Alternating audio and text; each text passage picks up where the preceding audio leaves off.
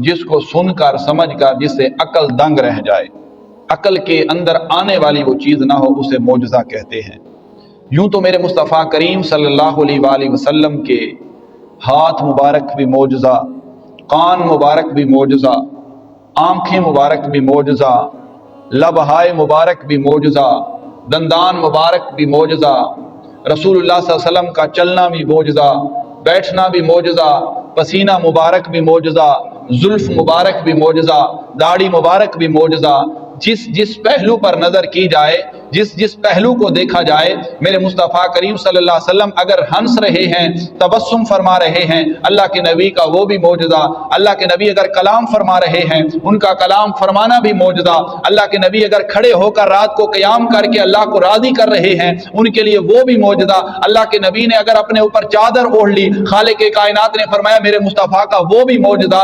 الغرض یہ کہا جائے تو بالکل غلط نہ ہوگا کہ مصطفیٰ کریم صلی اللہ علیہ وآلہ وسلم کو خالق کائنات نے ایک معجزہ عطا نہ کیا، دو معجزے عطا نہ کیے، تین معجزے عطا نہ کیے، بلکہ اللہ تبارک و تعالی نے اپنے نبی علیہ الصلوۃ والسلام کو سراپائے معجزہ عطا فرمایا، سراپائے معجزہ بنا کر اس دنیا میں جلوہ گر فرمایا۔ اللہ کے نبی مسجد حرام کو تو جانتے ہیں، یہیں کے رہنے والے ہیں، مسجد اقصیٰ کے بارے میں کچھ نہیں جانتے۔ مسجد اقصیٰ کیا ہے؟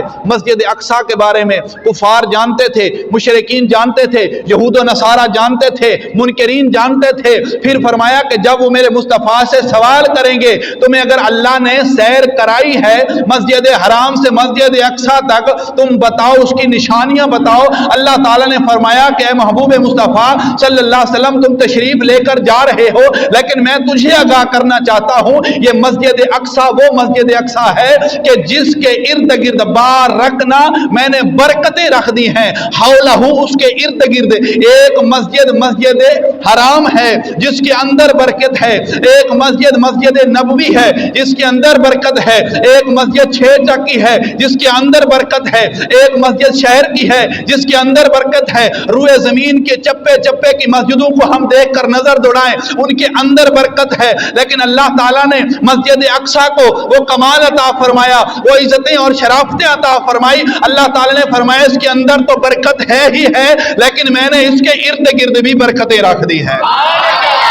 خالق کائنات نے تمام انبیاء کو معجزات عطا فرمائے، تمام انبیاء کو معجزات عطا فرمائے۔ کسی نبی کو ایک معجزہ عطا کیا، کسی کو 2 معجزے عطا کیے۔ ان معجزات میں وہ معجزے شامل ہیں کہ ڈنڈا مارنے کا حکم ملا، پتھر پر 12 چشمے پھوٹ پڑے، زمین پر مارنے کا حکم ملا، ڈنڈا اژدہا بن گیا، حکم ملا کہ اپنے ہاتھوں کو مریضوں پر پھیرو، کوڑی کے مریضوں کو شفا ملی، حکم ملا پتھر پر ڈنڈا مارنے سے، پتھر کو چھونے سے اس سے اونٹنی پیدا ہوئی، حکم ملا پیارے مصطفیٰ کریم صلی اللہ علیہ وسلم کے غلاموں، لوہے کو چھونے سے موم بن گیا۔ وہ موسیٰ علیہ السلام ہوں، عیسیٰ علیہ السلام ہوں، داؤد علیہ السلام ہوں، الغرض جتنے نبی اور پیغمبر اس کائنات عالم کے اندر تشریف لے کر آئے، ان تمام کو خالق کائنات نے معجزات عطا فرمائے۔ سب سے پہلی بات یہ سمجھنا ضروری ہے کہ معجزہ کی تعریف کیا ہے۔ معجزہ کسے کہتے ہیں؟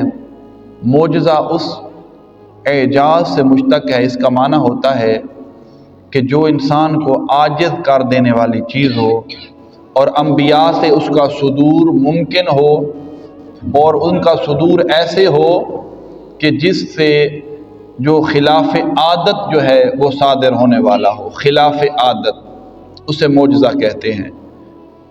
موٹے لفظوں میں سے بیان کیا جائے تو اس کا مطلب یہ ہوگا کہ جس کو سن کر سمجھ کر جس سے عقل دنگ رہ جائے، عقل کے اندر آنے والی وہ چیز نہ ہو، اسے معجزہ کہتے ہیں۔ یوں تو میرے مصطفیٰ کریم صلی اللہ علیہ وآلہ وسلم کے ہاتھ مبارک بھی معجزہ، کان مبارک بھی معجزہ، آنکھیں مبارک بھی معجزہ، لبہائے مبارک بھی معجزہ، دندان مبارک بھی معجزہ، رسول اللہ صلی اللہ علیہ وسلم کا چلنا بھی معجزہ، بیٹھنا بھی معجزہ، پسینہ مبارک بھی معجزہ، زلف مبارک بھی معجزہ، داڑھی مبارک بھی معجزہ۔ جس پہلو پر نظر کی جائے، جس پہلو کو دیکھا جائے، میرے مصطفیٰ کریم صلی اللہ علیہ وسلم اگر ہنس رہے ہیں، تبسم فرما رہے ہیں، اللہ کے نبی کا وہ بھی معجزہ۔ اللہ کے نبی اگر کلام فرما رہے ہیں، ان کا کلام فرمانا بھی معجزہ۔ اللہ کے نبی اگر کھڑے ہو کر رات کو قیام کر کے اللہ کو راضی کر رہے ہیں، ان کے لیے وہ بھی معجزہ۔ اللہ کے نبی نے اگر اپنے اوپر چادر اوڑھ لی، خالق کائنات نے فرمایا میرے مصطفیٰ کا وہ بھی معجزہ۔ الغرض یہ کہا جائے تو بالکل غلط نہ ہوگا کہ مصطفیٰ کریم صلی اللہ علیہ وآلہ وسلم کو خالق کائنات نے ایک معجزہ عطا نہ کیا، دو معجزے عطا نہ کیے، تین معجزے عطا نہ کیے، بلکہ اللہ تبارک و تعالی نے اپنے نبی علیہ السلام کو سراپائے معجزہ عطا فرمایا، سراپائے معجزہ بنا کر اس دنیا میں جلوہ گر فرمایا۔ ہیں جی، دم عیسیٰ حسن یوسف دم عیسیٰ ید بیضا داری، آنچ خوباں ہما دارن تو تنہا داری۔ حسن یوسف دم عیسیٰ ید بیضا داری، ہیں جی، وہ حسن یوسف ہو، وہ عیسیٰ علیہ السلام کا مریضوں کو شفا یاب کرنا ہو، وہ کسی نبی کا کوئی ایک معجزہ ہو، دو معجزے ہوں تو ان کی اپنی الگ بات ہے، لیکن آنچ خوباں ہما دارن تو تنہا داری، جتنے نبیوں کو رسول اللہ صلی اللہ علیہ وسلم کے غلام و خالق کائنات نے جتنے نبیوں اور رسولوں کو جتنے معجزات عطا فرمائے، ان تمام کا اگر شمار کیا جائے وہ ایک طرف ہوں گے، لیکن اللہ تعالیٰ نے تمام کے تمام معجزات کا مجموعہ میرے مصطفیٰ کریم کو بنا دیا۔ اور ان معجزات میں سے سب سے افضل اور اعلیٰ معجزہ معراج مصطفیٰ صلی اللہ علیہ وسلم، کہ اللہ تعالیٰ نے اپنے نبی علیہ السلام کو معراج کرائی، ہیں جی، معراج کرائی۔ پھر وہ معراج کون سی تھی جس کے بارے میں خالق کائنات نے فرمایا سبحان الذی اسرا بعبدہ لیلا من المسجد الحرام الی المسجد الاقصی الذی بارکنا حولہ لنریہ من آیاتنا انہ هو السمیع البصیر۔ آج اسی آیت کریمہ کے ٹاپک پر ہم گفتگو کریں گے کہ جو خالق کائنات نے فرمایا سبحان الذی، سبحان کا لفظ فرمایا، سبحان کا لفظ، سبحان کا معنی ہے پاک ہے وہ ذات، سبحان کا معنی کیا ہے؟ پاک ہے وہ ذات۔ اب اللہ تعالیٰ کا یہ فرمانا کیوں ہوا؟ اللہ تعالیٰ نے یہ کیوں فرمایا سبحان الذی، پاک ہے وہ ذات؟ کون سی ذات پاک ہے؟ وہ خالق کائنات کی ذات پاک ہے، وہ خالق کائنات کی ذات پاک ہے۔ اب اللہ تعالیٰ کا یہ فرمان کرنا وجہ کیا تھی؟ اللہ تعالیٰ ڈائریکٹ بھی تو حکم فرما سکتا تھا کہ اسرا بمحمد، ہیں جی، لیلا من المسجد الحرام الی المسجد الاقصی، میں نے سیر کرائی اپنے بندہ خاص کو، مسجد بندہ خاص یہاں پر ذکر نہ بلکہ محمد صلی اللہ علیہ وسلم کو مسجد حرام سے مسجد اقصی تک، یہ بھی تو خالق کائنات فرما سکتا تھا، لیکن نہیں، اللہ تعالیٰ نے یہاں پر یہ لفظ نہیں، فرق فرمایا سبحان الذی، پاک ہے وہ ذات۔ اب ان لوگوں کو جواب تھا، ان منکرین کے منہ پر تماچا تھا کہ جنہوں نے یہ اعتراض کرنا تھا کہ اللہ کے نبی جو فرما رہے کہہ رہے ہیں یہ تو اپنی طرف سے کہہ رہے ہیں۔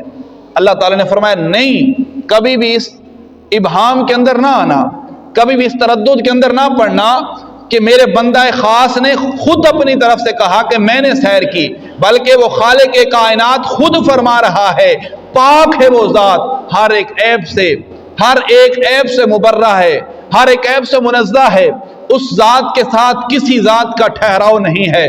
وہ خالق کائنات ہے کہ جو پاک ہے، اسی پاک ہستی نے فرمایا کہ میں نے سیر کرائی۔ اللہ وہ ہے کہ جس چیز کو ساری کی ساری چیزیں گھیرے ہوئے ہیں، جس کی قدرت ہر چیز کو گھیرے ہوئے ہے، جس کا علم ہر چیز کو گھیرے ہوئے ہے، جس کا سمیع ہونا ہر چیز کو گھیرے ہوئے ہے، جس کا بصیر ہونا ہر چیز کو گھیرے ہوئے ہے، جس کا قدیر ہونا ہر چیز کو گھیرے ہوئے ہے۔ الغرض جس جز سے بھی ہم بحث کریں، اپنی گفتگو کا عنوان بنائے، وہ خالق کائنات کی ذات وہ ہے، چاہے کوئی ظاہر ہے اسے بھی جانتی ہے، چاہے کوئی پوشیدہ ہے اسے بھی جانتی ہے، کسی نے کلام کر کے زبان سے بولا اسے بھی وہ جان گئی، کسی نے دل میں رکھ کر کلام کیا، دل میں رکھ کر سوچا، خالق کائنات کی ذات ہے، اس نے اس کا علم علم آ گیا۔ عزیزان محترم، خالق کائنات نے فرمایا سبحان الذی، سبحان پاک ہے وہ ذات، الذی وہ، اسرا جس نے سیر کرائی۔ اب سیر کرانا ہے جی، سیر کرانا، سیر کرانے سے کیا مراد ہے؟ یہاں پر خوبصورت بات لکھی گئی اور فرمایا گیا ہے جی، علامہ عمر بن خرپوتی رحمۃ اللہ علیہ، آپ بہت خوبصورت بات لکھتے ہیں۔ آپ فرماتے ہیں کہ رسول اللہ صلی اللہ علیہ وسلم کا مسجد حرام سے مسجد اقصیٰ تک کا جو سفر تھا وہ اسرا تھا۔ وہ کیا تھا؟ اسرا تھا، سیر کرانا تھا۔ اللہ تعالیٰ نے اپنے نبی کو سیر کرائی، اور پھر مسجد اقصیٰ سے پھر آسمانوں کی طرف جو آپ کا سیر کرنا تھا، آپ نے فرمایا وہ معراج تھا، اور پھر آسمانوں سے لا مکانوں تک جو آپ کا جانا تھا، آپ فرماتے ہیں کہ وہ اعراج تھا۔ اس اعراج کی جو حقیقت ہے، جو اس کا فلسفہ ہے، جو اس کے اندر راز پوشیدہ ہیں، یا وہ خالق کائنات خود جانتا ہے یا محمد رسول اللہ خود جانتے ہیں جی۔ الذی اسرا، سیر کرائی، بعبدہ اپنے بندہ خاص کو، جی، عبد دیگر عبدہ چیز دیگر، سراپا انتظار او منتظر۔ آپ فرماتے ہیں عبد دیگر عبدہ چیز دیگر، عبد اور چیز ہے، عبدہ اور چیز ہے۔ عبد وہ ہے کہ جس کا، جو بندہ اس کا انتظار کرنے والا ہو۔ عبد کیا ہے؟ ہم عبد ہیں، ہم اللہ کے بندے ہیں، ہم اللہ تعالیٰ کا انتظار کرتے ہیں، اللہ تعالیٰ کی طرف دیکھ رہے ہیں، ہاں جی، اللہ تعالیٰ کے نبی علیہ السلام کے دیدار کے ہم تڑپنے والے ہیں، خواہاں ہیں، چاہنے والے ہیں، ان کا ہم وقت اپنے دلوں کے اندر اس چیز کو سجائے بیٹھے ہیں کہ اللہ تعالیٰ ہمیں اپنے نبی کا دیدار کرائے۔ ایسے ہے کہ نہیں؟ آپ فرماتے ہیں کہ عبد دیگر عبدہ چیزیں دیگر، عبد اور چیز ہے، عبدہ اور چیز ہے، سراپا انتظار۔ فرمایا کہ عبد وہ ہے کہ جو اس کا انتظار کرنے والا ہے، اور عبدہ کون ہے؟ عبدہ وہ ہے کہ جس کا وہ انتظار کرنے والا ہے۔ سمجھ نہیں ہے آپ کو؟ عبد دیگر عبدہ چیزیں دیگر، سراپا انتظار او منتظر۔ عبد وہ ہے کہ جو اس کا انتظار کر رہا ہو، اور عبدہ وہ ہے کہ جس کا انتظار وہ خالق کائنات خود کر رہا ہو۔ فرمایا نہیں ہے جبریل جا میرے محبوب کو بلا کے لا، ہیں جی، جا میرے محبوب کو بلا کے لا۔ اب دیکھیں اسرا بعبدہ لیلاً، لیلاً پر یہ تنوین جو ہے یہ قلت کی ہے۔ قلت کا معنی تھوڑا سا وقت، لیلاً کا معنی ہے تھوڑا سا وقت، تنوین قلت کی ہے، اس کا معنی ہے تھوڑا سا وقت۔ اب اللہ تعالیٰ نے اپنے محبوب صلی اللہ علیہ وسلم کو رات کے تھوڑے کے حصے کے اندر جو ہے معراج کرائی۔ لیلا من المسجد الحرام الى المسجد الاقصی، مسجد حرام کون سی ہے؟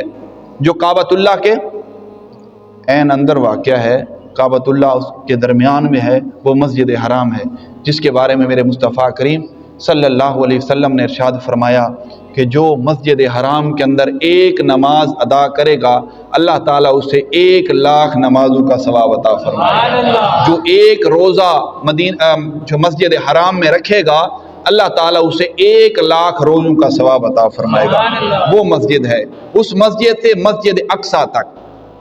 اب اللہ تعالیٰ چاہتا تو مسجد حرام سے ڈائریکٹ جو ہے اللہ کے نبی کو معراج کروا سکتا تھا، لیکن اللہ تعالیٰ نے میرے مصطفیٰ کریم کو مسجد حرام سے مسجد اقصیٰ، جسے بیت المقدس کہتے ہیں، وہاں تک سیر کیوں کرائی؟ اس کے اندر بھی بہت راز علماء فرماتے ہیں، مفسرین پوشیدہ ہیں۔ اس کی وجہ یہ ہے کہ مسجد حرام سے مسجد اقصیٰ تک کا جو سفر تھا، اللہ کے نبی علیہ السلام نے جس سواری پر کیا، اس کی وجہ کیا تھی؟ اس کی وجہ یہ تھی کہ جب میرے مصطفیٰ کریم تشریف لے کر آئیں گے زمین پر، جب وہ اس چیز کا اعلان کریں گے، اقرار کریں گے کہ اللہ تعالیٰ نے مجھے سیر کروائی ہے رات کے تھوڑے سے حصے کے اندر، وہ سیر کیا تھی؟ فرمایا مسجد حرام سے مسجد اقصیٰ تک کا ذکر آیا۔ یہ مسجد حرام اور مسجد اقصیٰ تک کا جو ذکر ہے وہ اس لیے ہے کہ جو کفار تھے وہ جانتے تھے اللہ کے نبی مسجد حرام کو تو جانتے ہیں، یہیں کے رہنے والے ہیں، مسجد اقصیٰ کے بارے میں کچھ نہیں جانتے۔ مسجد اقصیٰ کیا ہے؟ مسجد اقصیٰ کے بارے میں کفار جانتے تھے، مشرکین جانتے تھے، یہود و نصارہ جانتے تھے، منکرین جانتے تھے۔ پھر فرمایا کہ جب وہ میرے مصطفیٰ سے سوال کریں گے تمہیں اگر اللہ نے سیر کرائی ہے مسجد حرام سے مسجد اقصیٰ تک، تم بتاؤ، اس کی نشانیاں بتاؤ۔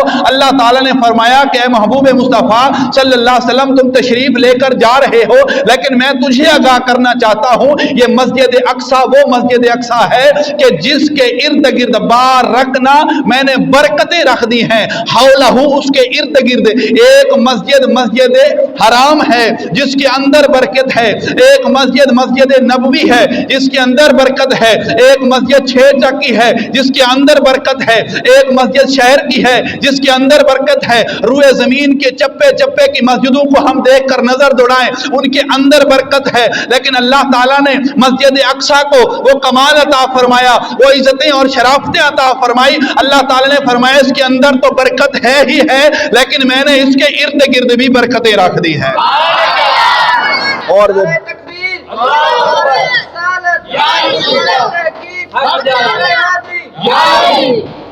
ہیں جی، اور اس مسجد اقصیٰ کے ارد گرد کون سی برکتیں ہیں؟ وہ انبیاء کا مسکن ہے، سابقہ انبیاء جو تشریف لے کر آئے ان کا مسکن ہے، ان کے ٹھہرنے کی جگہ ہے۔ اور عین اوپر مسجد اقصیٰ کے عین اوپر آسمانوں لامکانوں سے فرشتوں کی آنے کی جگہ ہے۔ اللہ کے نبی علیہ الصلوۃ والسلام کو معراج کرائی اور فرمایا اس کے ارد گرد برکتیں ہیں۔ موسیٰ علیہ السلام کا مزار بھی وہیں پر ہے، حضرت عیسیٰ علیہ السلام کی جائے پیدائش بھی وہیں پر ہے، دیگر کتنے انبیاء کی وہاں پر مزارات اور وہاں پر مزار اور ان کی قبر مبارکہ ہیں۔